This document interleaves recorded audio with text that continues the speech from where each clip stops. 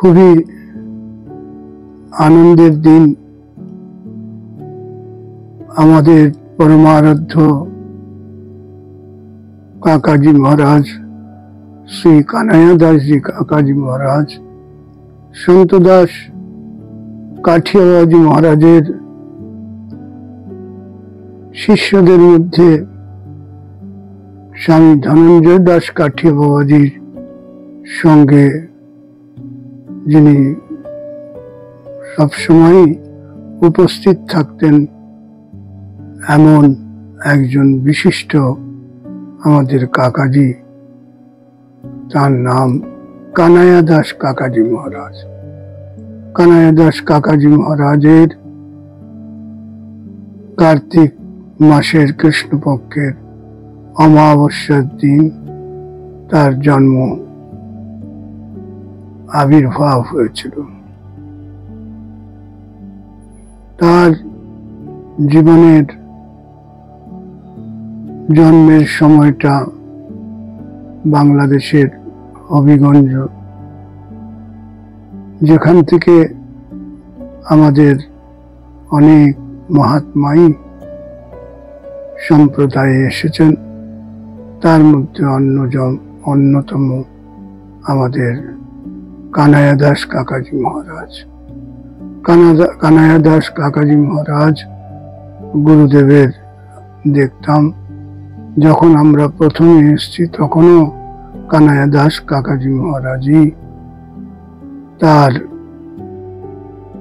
সঙ্গ পাবার সুযোগ পেয়েছিলাম। তিনি বাবাজি মহারাজজির সাথে সেই সময় কাশীতে উপস্থিত ছিলেন। পরবর্তীকালেও তিনি বিভিন্ন পরিক্রমা, বিভিন্ন জায়গায় থেকে সুখচর কাঠিয়া বাবা আশ্রমেও তিনি বহু সময় কাটিয়েছেন। আমাদের বাবাজি মহারাজের কৃপা প্রাপ্ত প্রাচীন গুরু ভাই বোনেরা সবাই কাকাজি মহারাজজির নাম করতেন। তৎকালীন দিনে কাকাজি মহারাজজিকে সবসময় দেখতাম তিনি গুরুদেবের গ্রন্থ নিয়ে পাঠ করছেন, না হলে কিছু না কিছু ঠাকুরজির সেবায় ব্যস্ত থাকতেন। এবং তার চেয়েও বড় জিনিস, সে গুরুদেবকে সব সময় স্মরণ করতেন। আমার বাবাজি মহারাজ একবার গুরু পূর্ণিমার জন্য যখন যাচ্ছিলেন বাইরে রাজা বসন্ত রায় রোডে, তখন আশ্রমবাসী উপস্থিত থাকার কালীন আমারও সুযোগ হয় সেখানে উপস্থিত থাকার। তখন গুরুদেব সবাইকে ডেকে বলেছিলেন যে, দেখো,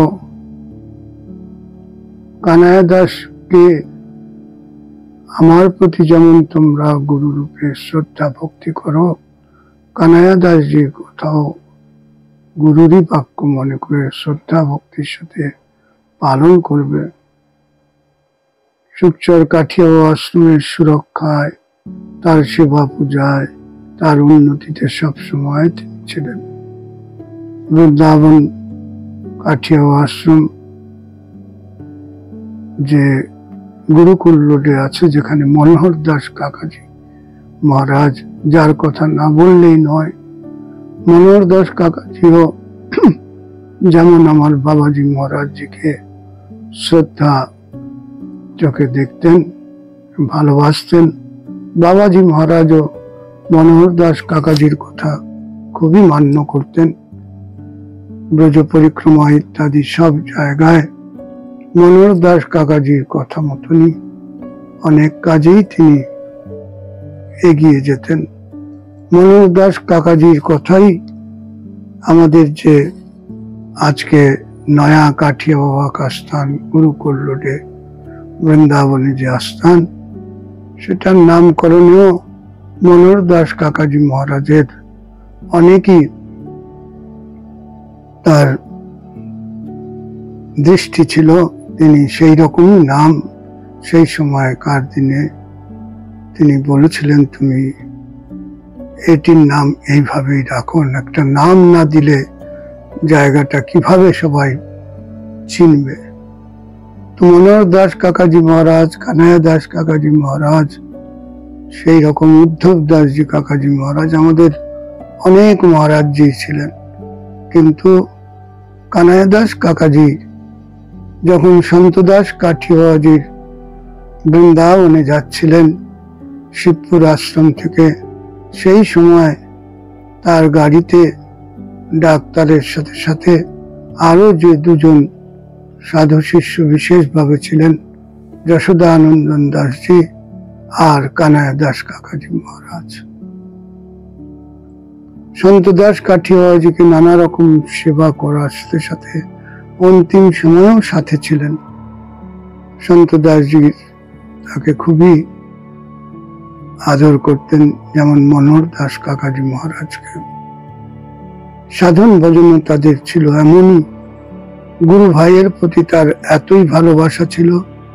একদিনের কথা আমার মনে পড়ে, যখন বাবাজি মহারাজ শীতকালে তার যে দেহান্তের পরে যে চিত্রটি ছিল, সেই চিত্রটি শীতকালে ঢাকা দেবার জন্য একটি কম্বল বা টাওয়াল ইত্যাদি দিয়ে শীতকালে তাকে আবরণ দেওয়া হতো।